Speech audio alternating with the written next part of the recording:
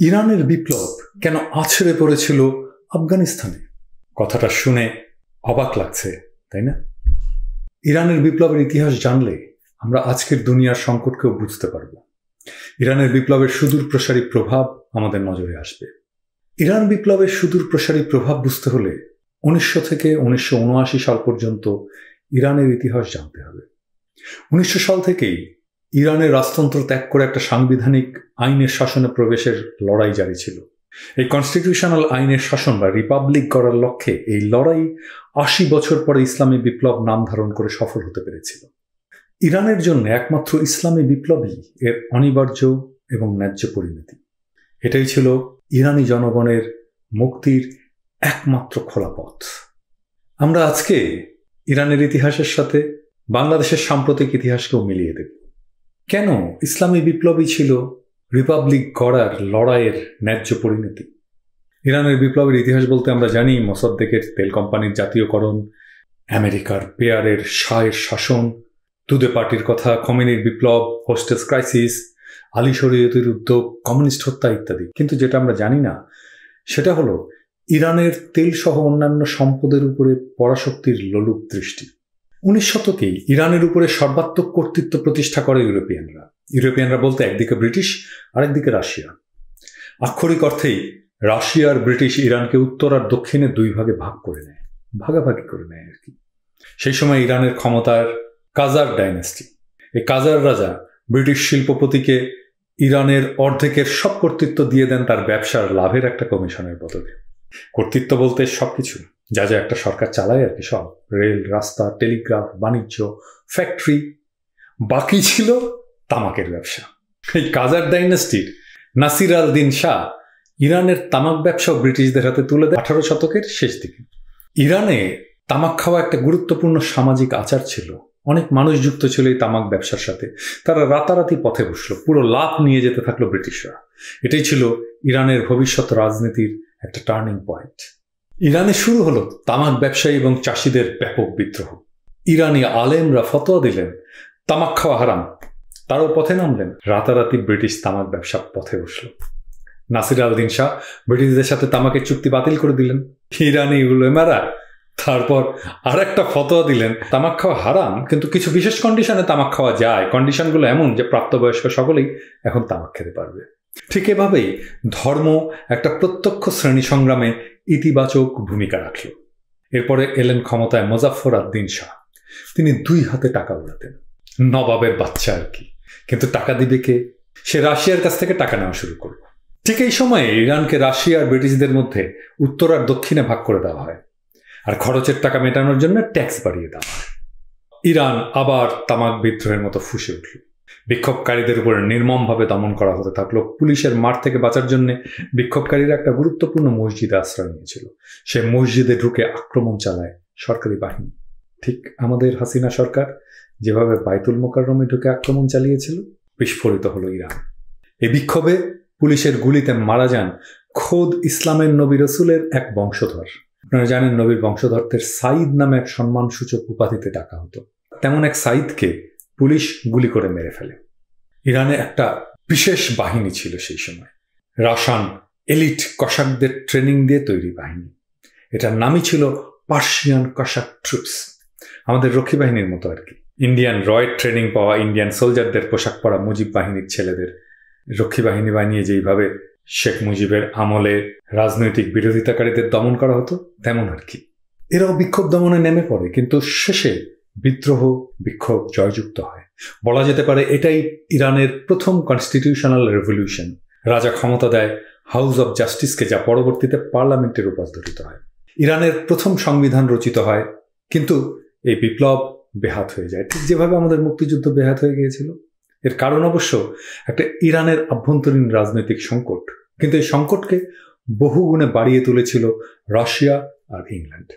কারণ তাদের সরাসরি আর্থিক স্বার্থ বিঘ্নিত হতো ইরান যদি দুর্বল না থাকত। প্রথম বিশ্বযুদ্ধের পরে ইরানের দুর্ভাগ্য আরো গভীর হলো, কারণ ইরানে তেল আবিষ্কৃত হলো। সেই তেল আহরণের দায়িত্ব পেল ব্রিটিশ পেট্রোলিয়াম বা বিপি। তাতেও তারা সুখী হলো না। তাদের কর্তৃত্ব নিরঙ্কুশ করার জন্য আর্মি কমান্ডার রেজা খানকে দিয়ে মিলিটারি কু করার 1921 সালে। সেই রেজা খানই নাম নিল রেজা শাহ এবং 1935 সালে দেশের নাম দিল ইরান। ওয়েস্টার্ন সেকুলার ইরান, ঠিক তুরস্কের আতাতুর্কের মতো। এই রেজা খানই হচ্ছে সেই শাহের বাবা যাকে হটিয়ে ইরানের বিপ্লব হয়েছিল। রেজা খান বা রেজা শাহ তার ছেলে মোহাম্মদ রেজা শাহ পাহলভিকে ক্ষমতায় বসায় দ্বিতীয় বিশ্বযুদ্ধের পরে। শাহ ক্ষমতায় আসার পরে ইরানে একটা পলিটিক্যাল স্পেস তৈরির চেষ্টা করেন। এর ফলে সবচেয়ে বেশি লাভবান হয় তুদে পার্টি, মানে ইরানের কমিউনিস্ট পার্টি। এই ইরানের কমিউনিস্ট পার্টি 1950-এ নির্বাচনে একটা ন্যাশনাল ফ্রন্ট তৈরিতে উদ্যোগী ভূমিকা রাখে। তাদের সমর্থনেই এই ন্যাশনাল ফ্রন্ট তৈরি হয় এবং এই ফ্রন্ট বিজয়ী হয় এবং মোসাদ্দেক ক্ষমতায় আসে। 1951-তে ইরানের সমস্ত তেল কোম্পানিকে মোসাদ্দেক জাতীয়করণ করে নেয়। আর ঠিক তার 2 বছরের মাথায় আমেরিকা এবং ব্রিটেন একটা মিলিটারি কুতে মদত দেয় এবং মোসাদ্দেককে উৎখাত করে। খুব ইন্টারেস্টিং ব্যাপার, মোসাদ্দেক সরকারের বিরুদ্ধে বিদ্রোহে ইরানের আলেম সমাজ সমর্থন দেয়। এর একটা কারণ ছিল যে মোসাদ্দেক সরকারের সমর্থক ছিল ইরানের কমিউনিস্ট পার্টি। ইরানের আলেমেরা মনে করেছিল যে কমিউনিস্টরা ক্ষমতাবান হলে আমাদের ধর্মের উপরে তারা হাত দেবে। এই তুদে পার্টি 1953 সালে ইরানি সংসদে সোভিয়েত ইউনিয়নকে চুক্তিতে তেল খনি দেওয়ার কথা তুলেছিল। কেমন বেকুব দেখেন। 90-এর ছাত্রনেতা জাহাঙ্গীর সাত্তার টিঙ্কু আমাকে বলতেন, এই যে কামডা নষ্ট পার্টির কমরেড, বুঝছেন তো বাম ভাইয়েরা, আপনারা সাথে থাকলে কত বিপদ, আপনারা যেখানে থাকবেন সেখানেই সমস্যা হবে। হাসিনার যেমন র্যাব, মুজিবের যেমন রক্ষী বাহিনী, তেমন ইরানের শাহের একটা নিজস্ব বাহিনী ছিল, তার নাম ছিল সাভাক। ভয়ানক ছিল সেই বাহিনী, বাঘে ছিল 18 ঘা আর সাভাক ছিল 36 ঘা। এরপরে এলো সেই মহেন্দ্র খন 1975 সাল।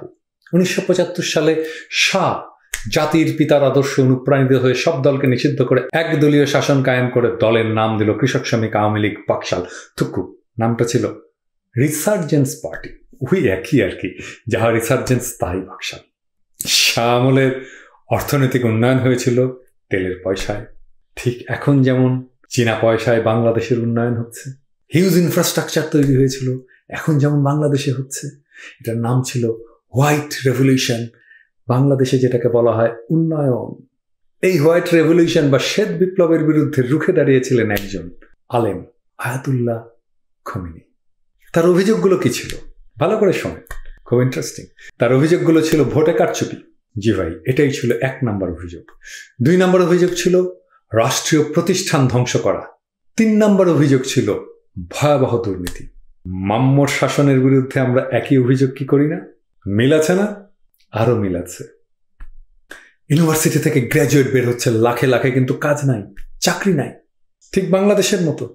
অর্থনৈতিক উন্নয়ন হচ্ছে বলে দাবি করা হচ্ছে, কিন্তু গ্রামীণ দারিদ্র্য চরমে। গ্রাম থেকে কৃষকেরা কাজ না পেয়ে তেহরানে এসে ভিড় করছে, ঠিক যেমন গ্রাম থেকে কৃষকেরা কাজ না পেয়ে ঢাকায় এসে ভিড় করে। আরো মিল আছে, খোমেনিকে দেশ ছাড়া করা হয় আর খোমেনি আশ্রয় নেয় আমি যেখানে আছি তার খুব কাছেই, প্যারিসে।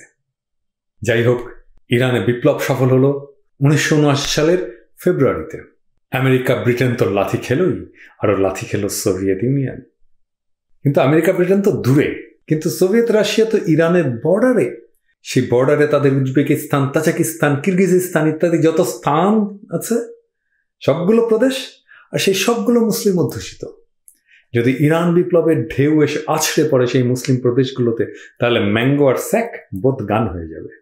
তাই ঠিক সেই 1979 সালের ডিসেম্বরে, মাত্র 10 মাস পরে, সে আফগানিস্তানে সেনা পাঠালো। আফগানিস্তানের ম্যাপ দেখলে দেখবেন, আফগানে সোভিয়েত সেনা থাকলে ইরানকে সে 2 দিক থেকে ঘিরে ফেলতে পারবে। সেই শুরু, কোথায় কার পানি কোথায় গড়ালো। নিজের ভূমিতে ইসলামী বিপ্লবের ভয়ে যে আফগানিস্তানে সে সেনা পাঠালো, সে আফগানের সেনা পাঠানোই সোভিয়েত ইউনিয়নের কাল হলো। কিন্তু আজ নিশ্চয়ই বুঝতে পারছেন কেন সোভিয়েত ইউনিয়ন আফগানে আগ্রাসন চালিয়েছিল। এই সত্যটা আপনি কোথাও খুঁজে পাবেন না। আপনি এখন আমাকে বলতেই পারেন, আপনি একাই বুঝেন আর সবাই তেজপাতা। ভাই, কথা হচ্ছে আমি মিলায় দিতে পারলাম কিনা খাপে খাপ। সব কথা গুগলে লেখা থাকে না। ওই যে একটা গান আছে না, কথা কিছু কিছু বুঝে নিতে হয়, সে তো মুখে বলা যায় না, সে তো মুখে বলা যায় না। ঘটনা মিলে কিনা আমার ব্যাখ্যায় সেইটা দেখেন।